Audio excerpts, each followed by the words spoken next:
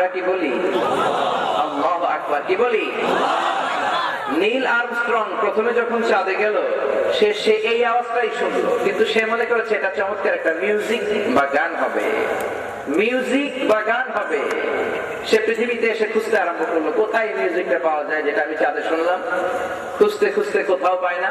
মুসলমানদের একটা প্রেয়ার হল, মানে নামাজের ঘরের পাশ দিয়ে যাচ্ছে, ওই মিউজিকটা শুনতে পাচ্ছে। আসলে এটা কি মিউজিক না আজান? জোরে বলেন, মিউজিক না আজান? আজানের সেই ধ্বনি আজও আছে না নাই? জোরে বলেন, আছে না নাই? এই জন্য মিউজিক গুলোকে আমাদেরকে ইসলামাইজ করতে হবে। যত মিউজিক আছে আপনি ইসলামাইজ করে দিলে সওয়াব আছে না নাই? ইসলামাইজ মানে হচ্ছে যে কোনো জিনিসকে ইসলামিক। এটা গত কয়েক দশক ধরে এই আন্দোলনটা শুরু হয়েছে, Islamizing the knowledge, Islamization the knowledge. জ্ঞানের সব ব্রাঞ্চ অফ নলেজকে আপনার ইসলামাইজ করতে হবে। যে কোনো জিনিস যদি আল্লাহর সন্তুষ্টির জন্য হয় সেটা ইসলামাইজ হয়ে যায়। যেরকম ঠিক কিনা? তোমাকে চাই, শুধু তোমাকে চাই, আর কিছু জীবনে পাইবা না পাই। একটা গান আছে না, এটা আপনি ইসলামাইজ করে দেন। আল্লাহকে চাই, শুধু রাসূলকে চাই, আর কিছু জীবনে পাইবা না পাই। আমরা কারে চাই? আর জোরে কারে বলেন সবাই? আল্লাহকে চাই, শুধু রাসূলকে চাই, আর কিছু জীবনে পাইবা না পাই। আলহামদুলিল্লাহ বলেন। আমরা জীবনে একজন চাই, তিনি কে? এভাবে আপনি মিউজিককে কনভার্ট করবেন ইসলামের দিকে, আপনি সুরও কনভার্ট করবেন, আপনি লিরিক্সও কনভার্ট করবেন, আপনি কথাও কনভার্ট করবেন। না পারলে অ্যাটলিস্ট কথাগুলা কনভার্ট করেন। কত সুন্দর ভাবে আপনি চাইলে ইসলামাইজ করে দিতে পারেন। দয়াল নবী দয়ার সাগরে রহমতেরই দরিয়া, দয়াল নবী দয়ার সাগরে রহমতেরই দরিয়া, যারে না বানাইলে সুন্দর হইতো না দুনিয়া, যারে না বানাইলে সুন্দর হইতো না দুনিয়া। ঠিক কিনা? সবচেয়ে সেরা মাটি দিয়া মোর নবীরে বানাইয়া, সবচেয়ে সেরা মাটি দিয়া মোর নবীরে বানাইয়া, পাঠাইলেন এই ভুবনে রহমত করিয়া। ঠিক না? এইভাবে আপনি ইসলামাইজ করে দিবেন। আপনি যে কোনো গানকে ইসলামাইজ করে দিতে পারেন। ইসলামাইজ করে দিলে প্রত্যেক গানে সওয়াব আছে না নাই? জোরে বলেন, আছে না নাই? আজকে আমরা কার আহ্বানে এই মাহফিলে আসলাম? জোরে বলেন, এটা কার আহ্বান? আজকে প্রধানমন্ত্রীর আহ্বান হলে লোক আরো বেশি হতো। জোরে বলেন, ঠিক কিনা? প্রধানমন্ত্রী শেখ হাসিনা যদি আপনাদেরকে ইনভাইট করতো, তার ইনভাইটেশনে আসতে যে লোকজন প্রিপেয়ার হতো, চমৎকার ভাবে দামি দামি পোশাক পরতো, সুন্দর সানগ্লাস লাগাতো, আয়নার মধ্যে চেহারা দেখতো সুন্দর লাগে কিনা। জোরে বলেন, ঠিক কিনা? কারণ প্রধানমন্ত্রী ডেকেছে। আর যদি বারাক ওবামা ডাকে, এক সপ্তাহ ধরে পার্লার থেকে তো ওই বেটা বেরিয়ে হবে না। জোরে বলেন, ঠিক কিনা? বারাক ওবামার ইনভাইটেশন আমি একটা পেয়েছি। আমার একটা ফাইল আছে, যে ফাইলে আমি পৃথিবী থেকে যত জায়গায় সার্টিফিকেট অর্জন করেছি, ইসলামিক কনসার্টে, তাফসীর করে, আলোচনা করে, কম্পিটিশনে, ওখানে সব সার্টিফিকেট গুলো এন্ট্রি করা। এর মধ্যে একটা কার্ড আছে যেটা আমাকে বারাক ওবামা দিয়েছিল।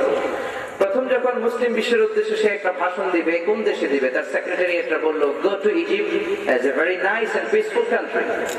ইজিপ্টে যান, মিশরে যে ভাষণ দেন। সে তার সেক্রেটারির কথা মেনে নিল, মিশরে আসলো। খুব সম্ভব 2009-এর ঘটনা। তখন সে ভাষণ দিবে, পৃথিবীর সব দেশের একজন করে ছাত্র প্রতিনিধিকে দাওয়াত করা হয়েছে। বাংলাদেশ থেকে কোরআনের আমি নাখানদান ছোট্ট মিজানুর রহমান আজহারি একটা কার্ড পেয়েছি যাওয়ার জন্য। গেলাম সেখানে। নিয়ম হচ্ছে জাতীয় পোশাক পরে যেতে হবে, পাঞ্জাবি পায়জামা পরে গেলাম, নিজের প্রাইভেট কারে নয়, যেতে হবে সরকারি গাড়িতে করে। সকালবেলা রেডি, বেড়ায় ভাষণ দিব 12টায়, আমি করে 7টা থেকে ডাকা আরম্ভ করছি। 8টার দিকে গাড়ি চলে আসলে পাসপোর্ট, জরুরি কাগজপত্র নিয়ে বের হলো। রাস্তার মধ্যে কি যে ইন্টেলিজেন্স ফোর্সের প্রহরী, র্যাব, আর্মি দিয়ে ভরে ফেলেছে কায়রোর পুরো শহর, টোটালি পেকা। ইউনাইটেড স্টেটস অফ আমেরিকার প্রেসিডেন্ট বারাক ওবামা আসবে। গেলাম, নিয়ে যাওয়া হলো কায়রোর গ্র্যান্ড ফেস্টিভ্যাল হোটেলের ভিতরে। বিশাল কনফারেন্স রুম। ঢোকার পরে দেখি একজন বিশাল উচ্চাকৃতির লোক, কালো ব্লেজার পরা, কালো চশমা। আমার বলছে, come on here, give me all the minerals, man, give me your keys, your handset, everything, your ring also, তোমার আংটি দাও, তোমার মোবাইল ফোন দাও, তোমার সব মিরর্স, চাবি দাও, সব দাও। আমি বললাম why? What's the hell are you talking about, man? কেন তুমি চাচ্ছ? সে বলতেছে সিকিউরিটি পারপাস। আমি বললাম এগুলো তোমার দিব কেন? বলতেছে ভয় পাইও না, যাওয়ার সময় আবার ফিরাই দিব। তো সাহস পাইলাম, দিলাম। প্রথমে বলতেছিলাম everything is belongs to me, এগুলো আমার, দেবো কেন তোমাকে? পরে বললো এই কার্ডটা না, যাওয়ার সময় সিকিউরিটি চেক থেকে এই কার্ড দিয়ে তোমার জিনিস বুঝে নিবা। বুঝলাম খুব হাই চেক। প্রথম গেট পার হলাম, দ্বিতীয় গেটে বলতেছে give me your fingerprint. Why? For the security purpose. পৃথিবীর এই যে প্রত্যেক মানুষের আঙ্গুলের রেখা, একজনের রেখার সাথে আরেকজনের রেখা কি কোনো মিল আছে? জোরে বলেন। আপনারা যারা দেশ বিদেশ ঘুরেন, আপনারা জানেন ইমিগ্রেশন পাস হওয়ার আগে এই ফিঙ্গারপ্রিন্টস দিতে হয়। এটা 1988 এর আগে স্যার ফ্রান্সিস গালটন এটাকে আবিষ্কার করেছে। এর আগে মানুষ জানতোই না, কিন্তু কোরআনের মধ্যে ফিঙ্গারপ্রিন্টের কথা আছে না নাই? আল্লাহ কোরআনের মধ্যে এগুলো 1500 বছর আগে বলে দিয়েছেন। আওয়াজ করে বলেন আল্লাহু আকবার। I gave the fingerprint, দিলাম। দ্বিতীয় গেটে অনেককে ছেড়ে দিচ্ছে, আমাকে বললো come on here, stand up, just stand in the queue, line দাঁড়াও। Why? Give me another fingerprint. Why, man? You are giving first to another and you are giving me the blockage here. সবাই তুমি ছেড়ে দিচ্ছ, আমার রাখছো কেন? তোমার you look like weird, you know, কেমন যেন দেখা যায়। কেন কে? যে এগুলার কারণে you are weird। দাড়ি যত জায়গায় আছে অত জায়গায় আপনার আলাদা একটা সম্মান আছে না নাই? কাউর নামও জিজ্ঞেস করে না, আমার পদে পদে আটকায়। এটা সম্মান না? এটা সম্মান কি না? আটকালো। Give me the second fingerprints. দাও। কেন? ইউ আর বিয়ার্ড, তোমার দাড়ি আছে। Okay, thank you. Second fingerprint, আঙ্গুলের ছাপ দিলাম। থার্ড গেটে প্রায় সবাই ঢুকে যাচ্ছে, ক্যাবিনেট সদস্যরা, মন্ত্রীরা, ডিপ্লোম্যাটস, কূটনৈতিক ব্যক্তিবর্গ। আমরা স্টুডেন্টদের সারিতেও ঢুকছি, অনেকেই ছেড়ে দিচ্ছে। আমাকে বললো কাম অন হিয়ার, এদিকে আয়। আবার পেছে বললাম why? Give me the third fingerprints for the security check. Why? বলতেছে you look like, you know, you look like Osama bin Laden, you know, তোমার দেখতে লাদেনের মতো লাগতেছে। আমার কি লাদেনের মতো লাগে? আমার নাকি লাদেনের মতো লাগে। ওরা, আমরা মুসলমানদের জীবনে মরি একবার, আর খ্রিস্টানের বাচ্চারা দিনে মরে 10 বার। জোরে বলেন ঠিক কিনা? এক লাদেনের কথা বললেই ওদের কলিজায় ভূমিকম্প সৃষ্টি করে দেয় কে? দিলাম। ফিঙ্গারপ্রিন্টস দিয়ে ভিতরে ঢুকলাম, দেখি ক্যাবিনেট মিনিস্টাররা বসে আছে, ডিপ্লোম্যাটসরা বসে আছে, আর্টিস্টরা বসে আছে, ছাত্রদের সাথে বসলাম। হঠাৎ করে ওবামা আসলো, অনেক লম্বা সময় পরে। ঢুকলাম 9টায়, বেড়া আসছে প্রায় 12টার দিকে। আইসাই সালাম দিতেছে আসসালামু আলাইকুম, আসসালামু আলাইকুম। মানে খ্রিস্টান তো আর ইংরেজ, ওদের মুখে কিন্তু সালামটা আমাদের মতো আসসালামু আলাইকুম এরকম বেরোয় না, ও কয় আসসালামু আলাইকুম। সবাই সালামের উত্তর নিল, বিশাল এক ভাষণ দিল। বাংলাদেশের কথাও বলছে এক ফাঁকে, বলতেছে Bangladesh is going to the progress for the women empowerment. মহিলা ক্ষমতায়নের জন্য নাকি বাংলাদেশ খুব এগিয়ে যাচ্ছে। সবাই হাততালি দিতেছে, আমি এমনি চাই রইলাম, মনে মনে দিলাম আসলে মহিলারা খুব আগাইতেছে এই দেশ। আল্লাহ এই দেশকে হেফাজত করুক, বলেন আমিন। এই দেশে গ্যাসের খনি আছে না নাই? তেলের খনি আছে না নাই? সোলের খনিও আছে না নাই? ওইটাও আছে। আল্লাহ সব একসাথে দিয়ে দিছে। জোরে বলেন ঠিক কিনা? এই জন্য আমরা ইসলামের পক্ষে থাকবো, কোরআনের পক্ষে থাকবো। রাজি আছেন?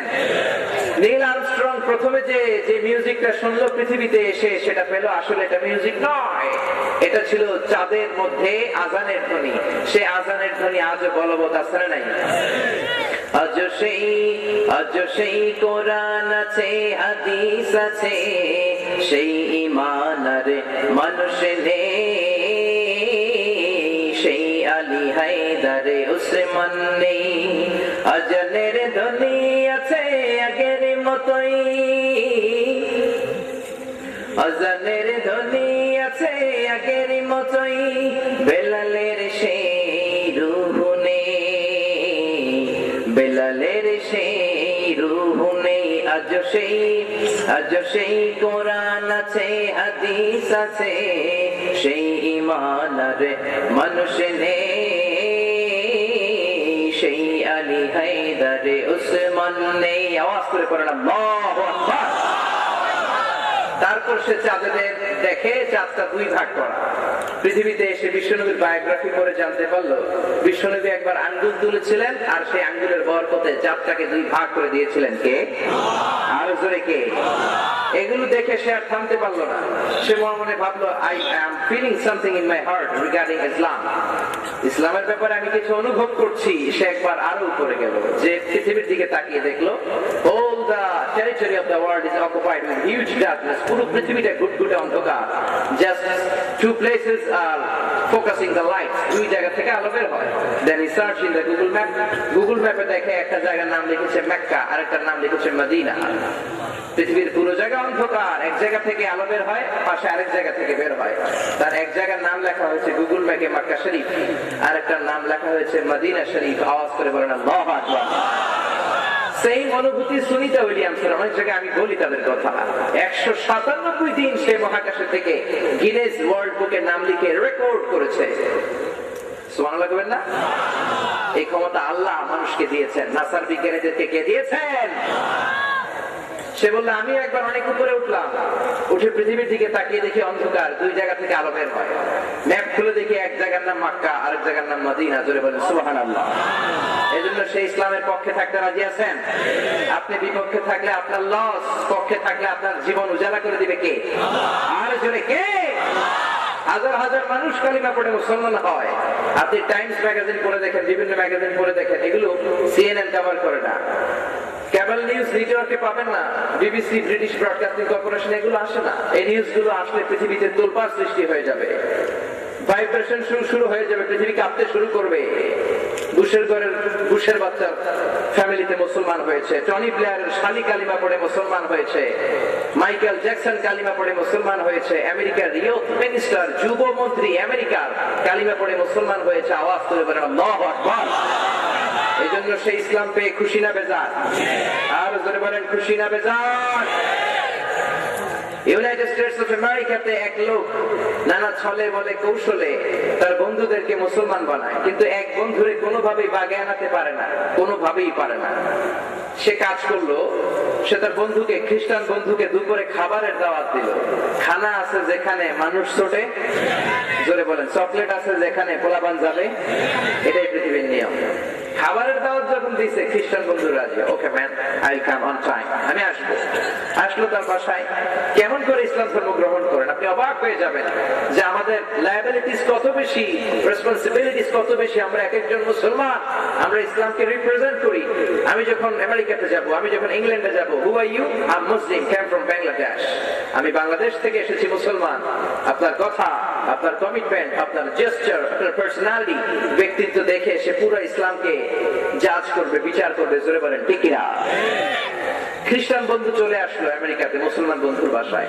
লাঞ্চ হলো অনেক আইটেমস দিয়ে। খাওয়া দাওয়া শেষে দে আর চেকিং দ্য কফি, কফি খাচ্ছে এখন। এই সুযোগে মুসলিম বন্ধু বলিও যে নিউরনের নিউরন হচ্ছে connected between your human brain and your body. আপনার দেহ আর আপনার ব্রেইনের নিউরন কানেক্টিভিটি হচ্ছে নিউরন কানেক্টিভিটি। সে ভাবলো যে কোনো মূল্যে আমি এটা ঢুকাই দিব। গল্প করতে করতে এক পর্যায়ে বললো, বন্ধু, how much time do you need to make a parallel circle by 2 million খ্রিস্টান পিপল? বন্ধু, 20 লক্ষ খ্রিস্টানকে গোল গোল করে কাতারে দাঁড় করাতে তো কত সময় লাগবে রে? খ্রিস্টান বন্ধু বলে, what the hell are you talking about? মানে এগুলো কি বলছিস?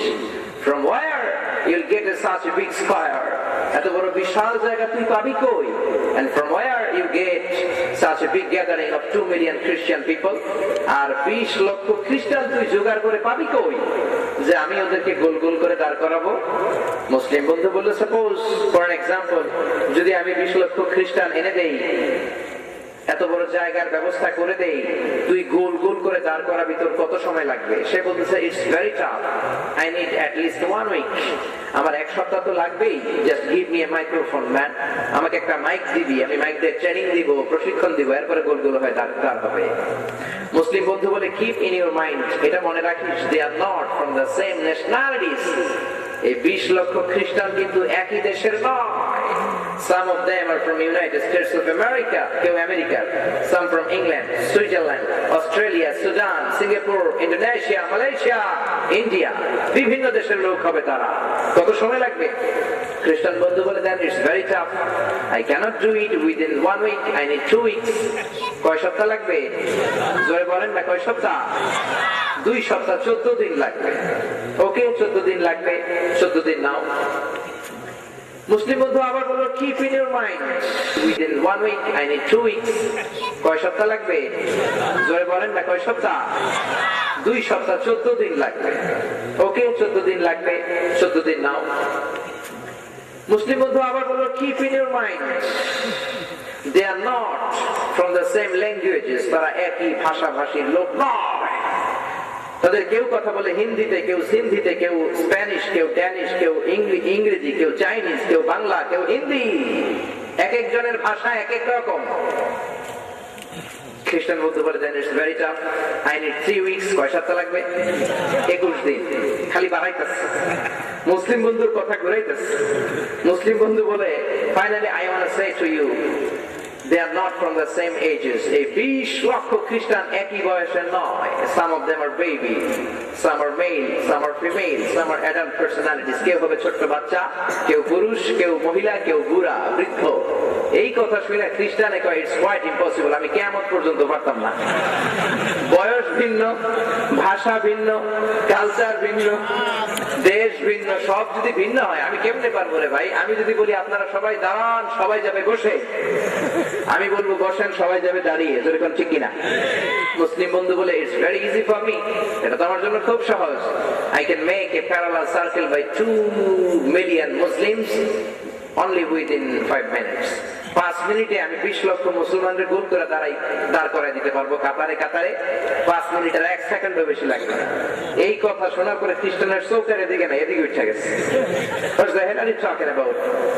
Are you doing fun with me? Are you kidding me? তুমি কি আমার সাথে ঠাট্টা করো 20 লক্ষ মানুষকে তুমি 5 মিনিটে কেমনে গোল করে দাঁড় করাবে কোনো বাঁকাতারা হবে না অসম্ভব মুসলিম বন্ধু বলে নো ইটস পসিবল ইনশাআল্লাহ ইটস পসিবল ইনশাআল্লাহ আল্লাহ যদি চায় এটা সম্ভব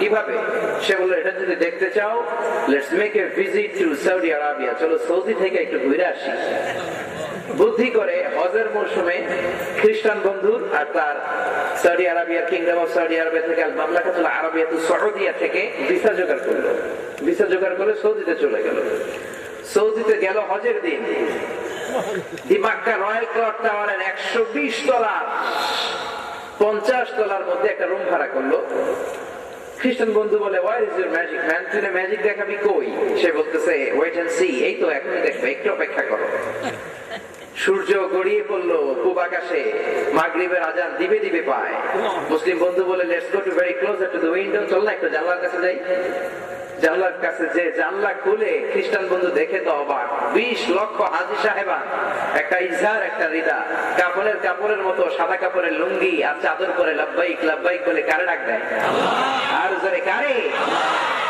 সে তো অবাক এত মানুষ আসলো কোথা থেকে মৌমাছির মতো দেখা যায় 50 তলা উপরে তো মানুষগুলো ছোট দেখা যায় ইন দ্য মিন টাইম মাগরিবের আজান হলো কাবা ঘর থেকে আজান আসছে আল্লাহু আকবার আল্লাহু আকবার আল্লাহু আকবার আল্লাহু আকবার পড়েন আল্লাহু আকবার কি সুরের আজান কাবা ঘরের আজান আজান শুনে সে তো অবাক আজানটা শেষ হতে দেরি 20 লক্ষ হাজী সাহেবান হুড়মুড় করে মৌমাছি যেমনি মৌমাছির বাসার দিকে যেতে শুরু করে 20 লক্ষ হাজী সাহেবান মেসফালা রোড দিয়ে বাবে জিবরিল দিয়ে বাবে সালাম দিয়ে all the doors are pack up ঢুকতে শুরু করেছে কারণ আল্লাহু আকবার জাস্ট 3 মিনিট পরে একামত দেয়া হলো আল্লাহু আকবার আল্লাহু আকবার أشهد أن لا إله إلا الله أشهد أن محمدا رسول الله حي على الصلاة حي على الفلاح قد قامت الصلاة قد قامت الصلاة الله أكبر لا إله إلا الله আমরা এদেশে হানাফি মাযহাবের লোক আমরা একামত দেই 2 বাক্যে সৌদিতে মালিকি আর হাম্বলি মাযহাবের লোক একামত দেয় 1 বাক্যে ঠিক কি না একামত শেষ আর তো জায়গা নাই। কাবার যে মাথা তাওয়াফের জায়গা totally pack up, completely pack up, কোনো জায়গা নাই। তিনতলা হেরেম শরীফ প্যাক আপ, হেরেম শরীফের বাইরের স্কয়ার প্যাক আপ, স্কয়ারের বাইরে বিশাল স্পেস ফাদা প্যাক আপ, তিল ধারণের জায়গা নাই। সবগুলো সেনাবাহিনীর ব্যাটালিয়নের মতো দাঁড়িয়ে গেছে কার সামনে? খ্রিস্টান বন্ধু দেখে আর অবাক হয়, ঘটনা কি, এটা কেমনে সম্ভব? How come? In the meantime, এবার সবচেয়ে শুরুর কণ্ঠের ইমাম সাহেব শেখ আব্দুর রহমান আস-সুদাইস মাইক্রোফোন হাতে নিয়ে ঘোষণা দিচ্ছে, ইসতাকিমু ওয়া'তাদিলু ইয়ারহামুকুমুল্লাহ, সাফু সুফুফাকুম ফাইন্না তাসওয়াতাস সুফুফি মিন তামামিস সালাহ। Please make the line straight and attack নাই জোরে বলো ঠিক কিনা? ইন্নাস সাআতা লাআতিয়াতুন লা রাইবা ফিহা ওয়ালাকিন্না আকসারান নাসি লা ইউমিনুন। কিয়ামত হবেই হবে, হবেই হবে। কে বললেন? তবে কবে হবে এটা জানি না, জানেন কে? এমনকি নবীও জানতেন না। আল্লাহ বলেন, ইন্নাল্লাহা ইনদাহু ইলমুস সাআ, কিয়ামতের জ্ঞান আছে শুধুমাত্র একজনের কাছে, তিনি কে?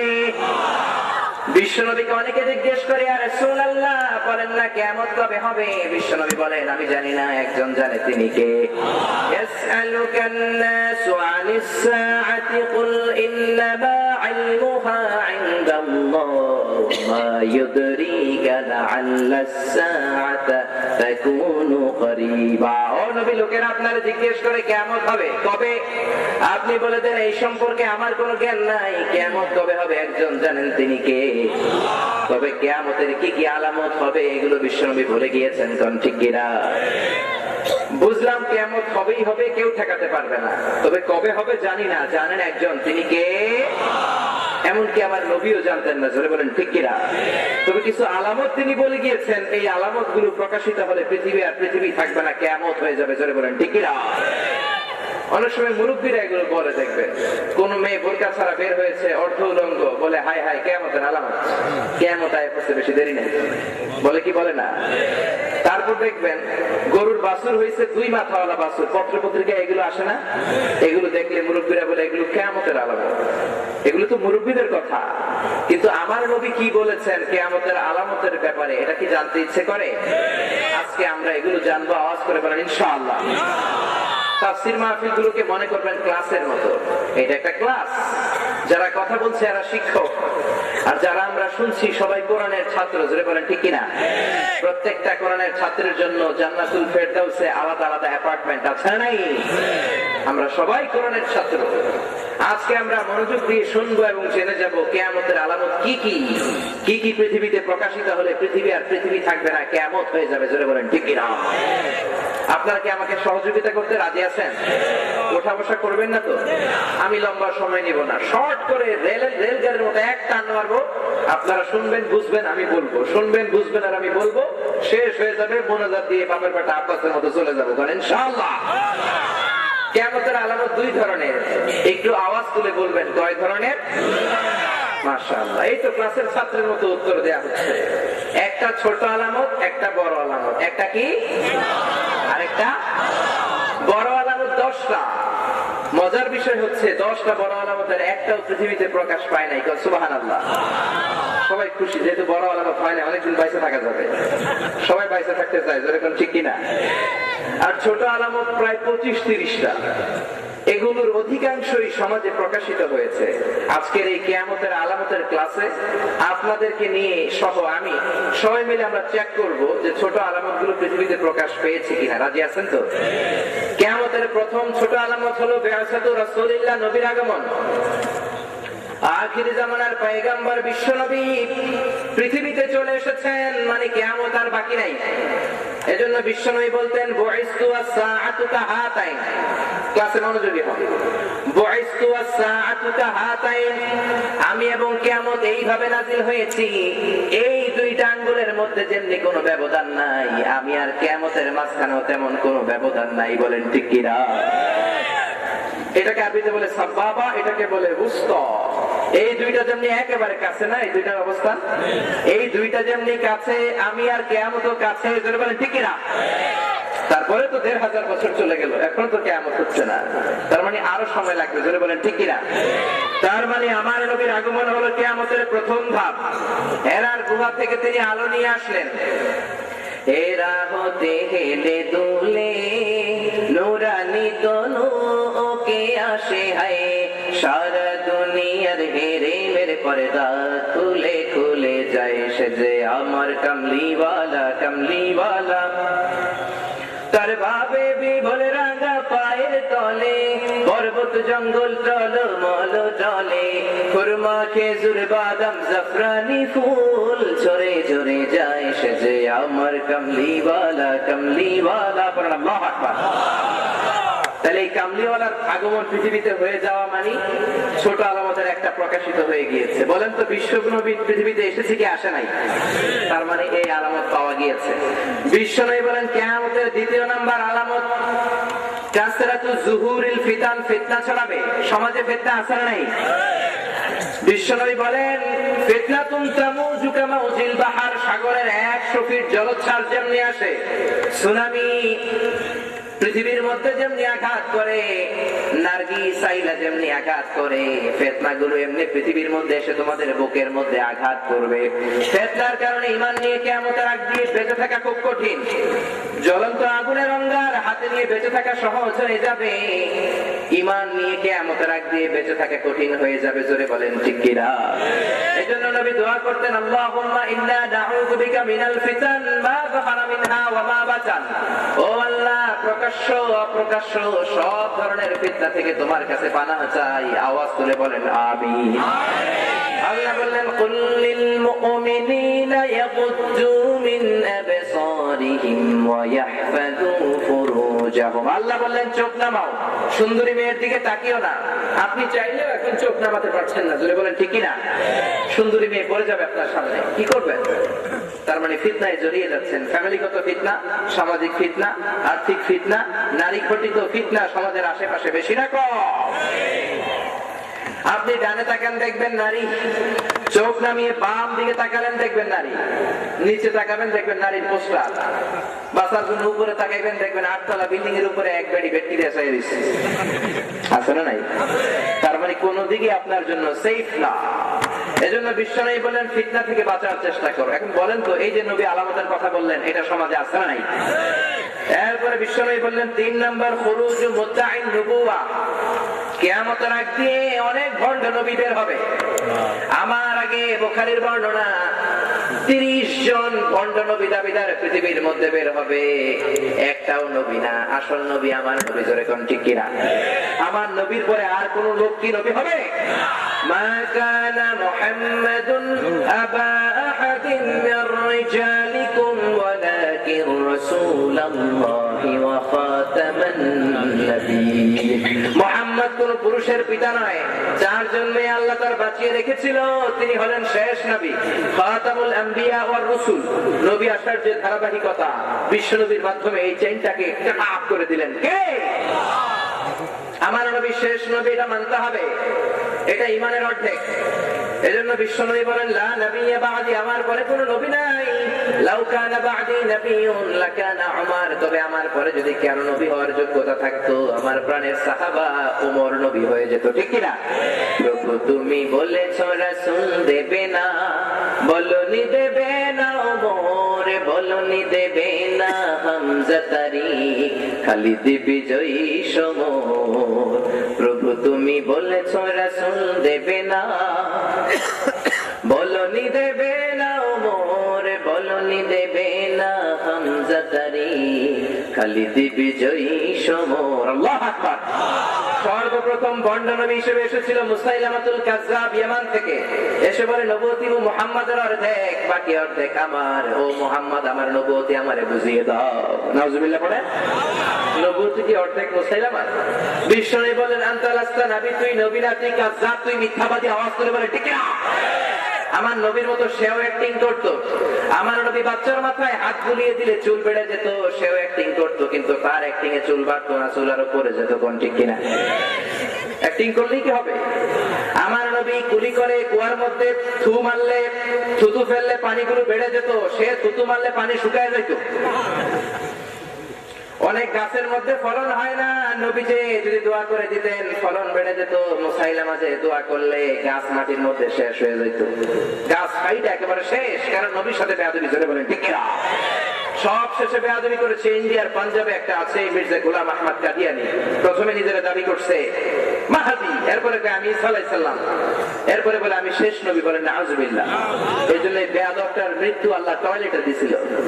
নবীরা পবিত্র জায়গায় মরে আর মির্জা গোলাম আহমদ কাদিয়ানি মরে টয়লেটে, জোরে বলেন ঠিক কিনা? এরপরে বিশ্বনবী বললেন কাসরাতুল হারাজ, কিয়ামতের আগে হারাজ বাড়বে। সাহাবীরা বললেন ওয়ামাল হারাজ ইয়া রাসূলুল্লাহ, হারাজ কি বুঝলাম না। বিশ্বনবী বললেন হাযা হুয়াল হারাজ, বলেন তো এটা কি? মারামারি কাটাকাটি। বিশ্বনবী বললেন আল কিতালু হুয়াল হারাজ, যুদ্ধ বেড়ে যাবে। মুসলিম শরীফের বর্ণনা, কিয়ামতের আগ দিয়ে যে ব্যক্তি একজনকে মারবে, মারার আগে সেও জানবে না কেন তাই মারলাম। যে ব্যক্তি নিহত হবে সেও জেনে মরতে পারবে না কি কারণে মরলাম, এরকম আসারা নাই। সরকার পার্টি বিরোধী পার্টি মারামারি লাগছে, পুলিশ পাঠাই দিয়েছে পিটাইতেছে, একজন যাইতেছে সব ইন্টার লাগছে, পুলিশের গুলি যায় লাগছে তার মুখে, বেড়া মইরা শেষ। মরার আগে কিসে জেনে মরতে পারলাম, আমি কি দোষে বললাম, জোরে বলে। তার মানে এই আলামতটা সমাজে আছে না নাই? যুদ্ধ বেড়ে যাবে, শুধু মারামারি। প্রথম বিশ্বযুদ্ধে লক্ষ লক্ষ মানুষ মরল, দ্বিতীয় বিশ্বযুদ্ধে মরল আমেরিকার সোলজারেরা জাপানের Hiroshima নাগাসাকিতে ফাটালো। Little boy fat man, জাপানের হিরোশিমা নাগাসাকি, এই দুই শহর এর মাটিগুলো শুদ্ধ পুড়ে গিয়েছে। ওখানে এখনো বাচ্চাগুলো হইলে কোনো বাচ্চার চোখ নাই, কোনো বাচ্চার কান নাই, কোনোটা হয় ল্যাংড়া, জোরে বলেন ঠিক না? ওই শহরে কোনো ফসল হয় না। কি যুদ্ধ আমরা করেছি পৃথিবীতে, হলো ইরাক যুদ্ধ, হলো আফগানিস্তান যুদ্ধ, ভুলে গেছেন? ভুলে গেছেন? ওদার বীরে ওসামা মৃত্যুকে যে ডরে না, স্লোগান দিয়েছিলেন না? হলো আফগানিস্তানের যুদ্ধ, আরব সাগরের যুদ্ধ, ইরাক কুয়েতের যুদ্ধ, সিরিয়ার যুদ্ধ, ফিলিস্তিনের যুদ্ধ, লক্ষ লক্ষ মানুষ মারা যায়। এই সবগুলো যুদ্ধের মারণাস্ত্র জোগাড় করে ইসরায়েলিরা, জোরে কোন ঠিক কিনা? ইসরায়েলি ছিলেন তো, এরা ইহুদিদের বাচ্চা। দাজ্জাল যখন আসবে কেউ দাজ্জালের মিত্র আর বন্ধু হবে না, দাজ্জালের মিত্র হবে একটা গোষ্ঠী, তারা হচ্ছে ইহুদি, জোরে বলেন ঠিক কিনা?